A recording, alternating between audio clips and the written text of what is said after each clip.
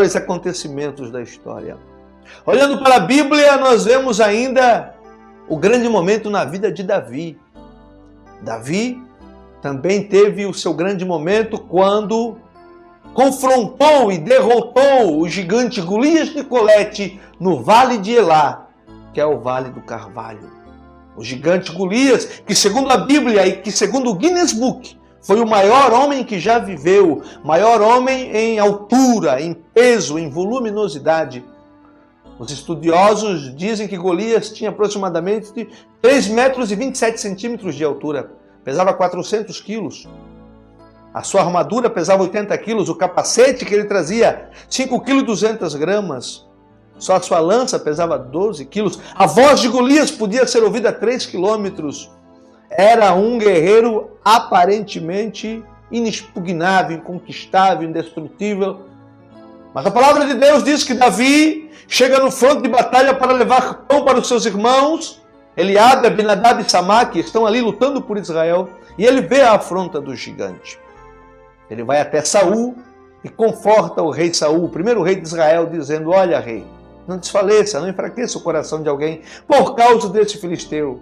Eu irei e pelejarei contra ele. A palavra de Deus diz que para enfrentar o gigante, em 1 Samuel 17, versículo 40, ele desce até o ribeiro e toma de lá 5 seixos, 5 pedras de aproximadamente 450 gramas cada uma, e vai se chegando ao gigante no Vale de Elá. Do lado de lá, o exército dos filisteus, do lado de cá, o exército de Israel, e lá embaixo, no vale, um dos maiores confrontos da história, Golias e Davi. Davi mete a mão no surrão, no seu alforge, toma daquelas pedras, coloca na boleadeira, na funda, e lança aquela pedra que, segundo os cientistas, vai uma velocidade de 140 km por hora e encrava na testa do gigante. Neste momento, o gigante desafia a lei da física, ele desafia a lei da inércia, porque a pedra vindo a 140 por hora e batendo na testa, ele tinha que cair para trás. Mas ele desafia a lei da física, porque a palavra de Deus diz em 1 Samuel 17, versículo 49, que ele cai para frente. Ele vira um tapete para Davi passar. O inimigo do povo de Deus, ele sempre tem que cair para frente, prostrado.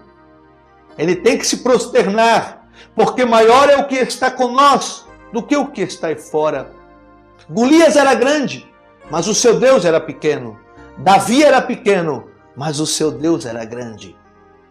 E o grande momento na vida de Davi chegou quando ele pôde confrontar e derrotar o gigante Golias. Daí para frente, ninguém mais segurou o filho de Jessé, Davi.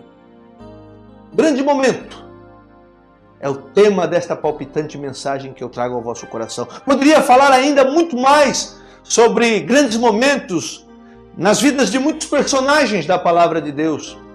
Poderia falar sobre o grande momento na vida de Jó, que foi quando ele orou pelos seus amigos, depois daquela provação que, segundo o livro Tradição dos Povos Antigos, durou 60 anos. Quando vemos a provação de Jó, pensamos que ele durou 2, 3 meses. Lê do engano, porque segundo estudos paralelos à Bíblia, a provação de Jó, depois de perder seus empregados, seus filhos, seu casamento, seus bens, sua saúde, quase que sua honra. Jó, que era um homem completo, não era perfeito, mas era completo. A palavra de Deus diz que ele tinha 4 qualidades que todos nós temos que ter. Ele era sincero, reto, temente a Deus e desviava-se do mal.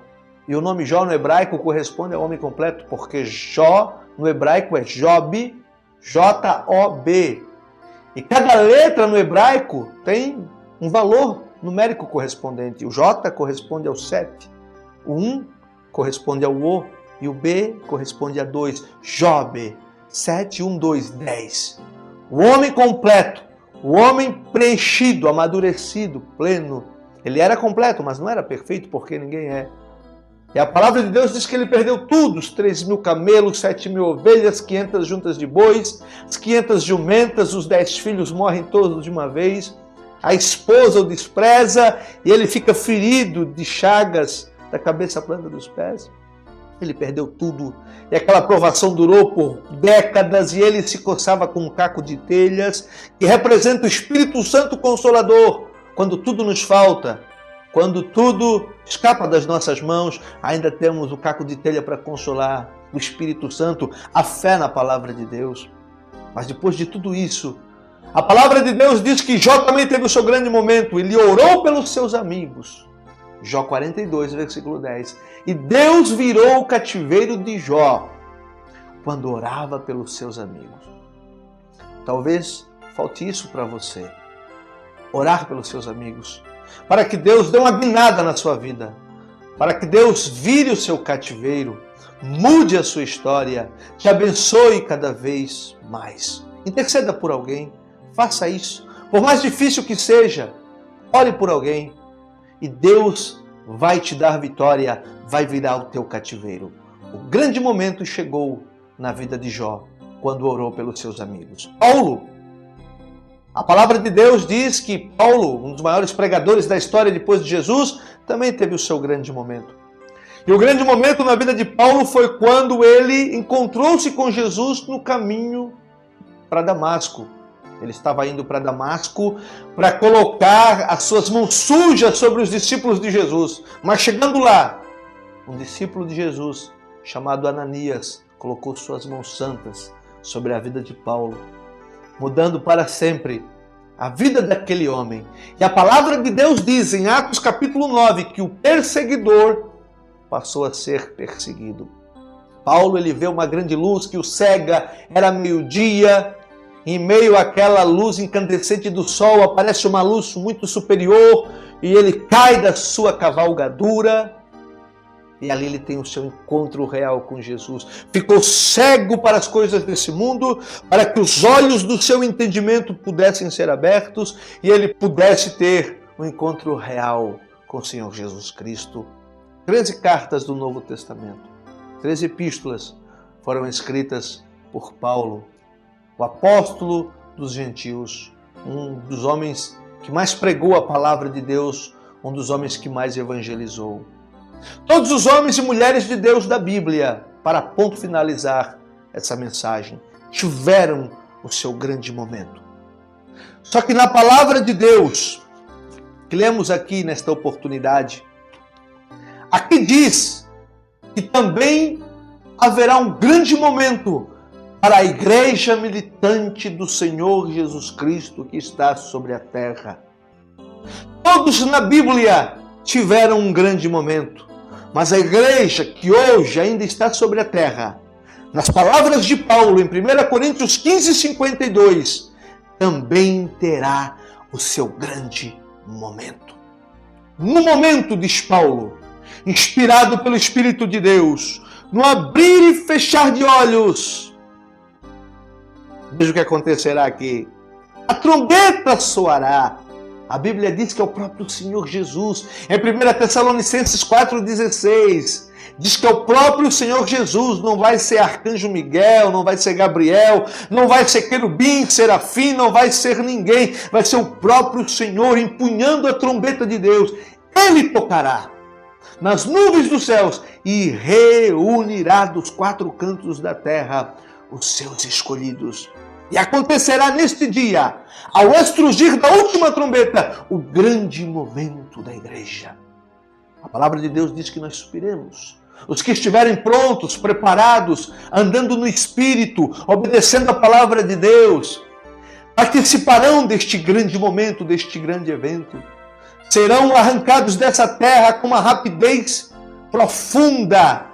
Menos de um segundo, o dia e a hora em que Jesus vai voltar, não sabemos. Mas o tempo que Jesus utilizará para raptar a sua igreja, nós sabemos. Será um momento. Menos de um segundo, 7 milésimos de segundo, Jesus levará a sua igreja. E neste momento, no momento em que a igreja for arrebatada, se cumprirão as 4 alegrias da Bíblia Sagrada. Primeira alegria, a alegria do noivo que desce. Segunda alegria, a alegria da noiva que sobe. Terceira alegria, a alegria das lutas que se acabarão. E a quarta alegria, a alegria da coroação no céu.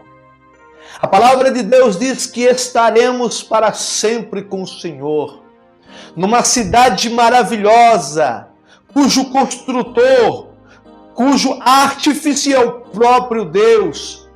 Nas cidades da terra nós vemos beleza, onde vamos, vemos beleza, mas também contemplamos coisas feias, drogas, prostíbulos, gente pedindo esmola, crianças sendo maltratadas, tomando banho em chafarizes. As cidades todas são belas, mas tem coisas feias nelas. Mas nessa cidade onde passaremos a eternidade, lá tudo é belo, tudo é luz, não haverá noite, não haverá dor. E se alguém chorar, porque aqui na terra foi negligente, Deus tirará do seu bolso um lenço espiritual. E diz a palavra de Deus em Apocalipse 21:4, limpará dos seus olhos todas as lágrimas.